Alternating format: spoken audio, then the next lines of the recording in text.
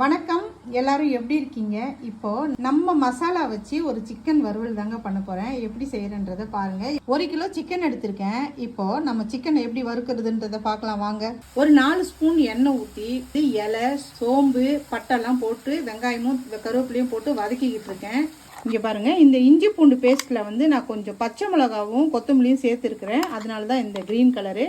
இப்போ நம்ம இதை வந்து இந்த வெங்காயத்தோடு சேர்த்துருவோம். இப்போ இதை வந்து அப்படியே கொஞ்சம் எண்ணெயிலே நல்லா ஃப்ரை பண்ணிவிட்டு நெக்ஸ்ட்டு வந்து நம்ம தக்காளி போட போகிறோம். இப்போ வெங்காயம் இஞ்சி பூண்டு பேஸ்ட்டு நல்லா வதங்கிடுச்சு. இப்போ நம்ம தக்காளியும் சேர்த்துருக்கோம். தக்காளியும் சேர்த்து நல்லா வதக்க வேண்டியதான். இப்போ இந்த இஞ்சி பூண்டு பேஸ்ட்டு வெங்காயம் தக்காளி எல்லாம் நல்லா வதங்கிடுச்சு. தேவையான அளவு உப்பும் போட்டிருக்கேன். இப்போ இதை நல்லா சேர்த்து எல்லாத்தையும் கலந்துருவோம். இப்போ தொக்கு ரெடி ஆகிடுச்சு. அதுக்கப்புறம் நம்ம சிக்கன் சேர்த்துருக்குறோம். இதை வந்து நல்லா நம்ம கிளறி விடணும், அவ்வளோதான். இப்போ எல்லாமே மிக்ஸ் ஆகிடுச்சிங்க. இப்போ இதுக்கு மேலே வந்து நம்ம மூடி வச்சு சிக்கனை வேக வைக்க போகிறோம். நம்ம மூடி வச்சுக்கலாம்.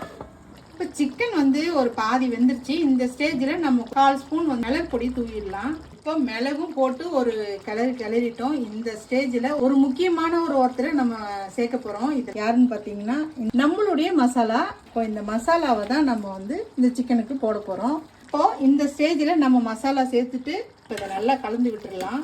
பாதி வெந்திருக்கு சிக்கனு, இன்னும் பாதி வேகணும். மசாலாவுடைய பச்சை வாடையும் போகணும். அதனால நல்லா மூடி வச்சிடலாம்.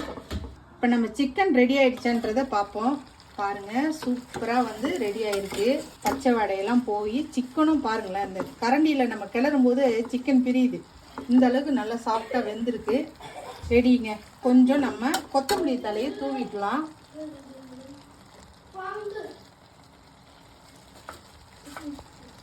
பார்க்கும்போதே நம்ம கண்ணுக்கு வந்து விருந்துங்க. எப்படா சாப்பிடுவோம் அப்படின்ற மாதிரி அவ்வளோ நல்லா இருக்குது. கலர் பார்க்குறதுக்கு, டேஸ்ட்டு, வாசனை, கலரு, இது 3 தான் நம்மளுடைய மசாலாவுடைய ஸ்பெஷலு.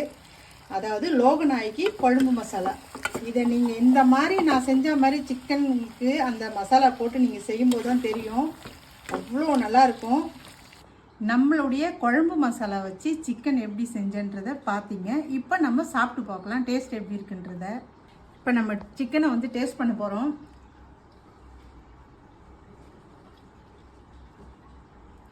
செம்மையாக இருக்குங்க. நம்ம வந்து சிக்கன் பார்க்கும்போது அந்த கலரும் சரி, நம்ம சாப்பிடும்போது உள்ள அந்த டேஸ்ட்டும் சரி, ஒரு ஹோட்டல் ஸ்டைலில் அவ்வளோ நல்லா இருக்குது சாப்பிட்றதுக்கு. நீங்கள் அந்த நம்ம மசாலா வாங்கி இந்த மாதிரி செஞ்சு பாருங்கள்.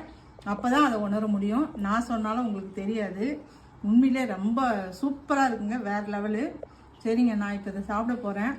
நீங்கள் வந்து மறந்துடாமல் இந்த மசாலா வாங்கி ஒரு முறை யூஸ் பண்ணி பாருங்கள். நான் உங்களை வேறு வீடியோவில் சந்திக்கிறேன்.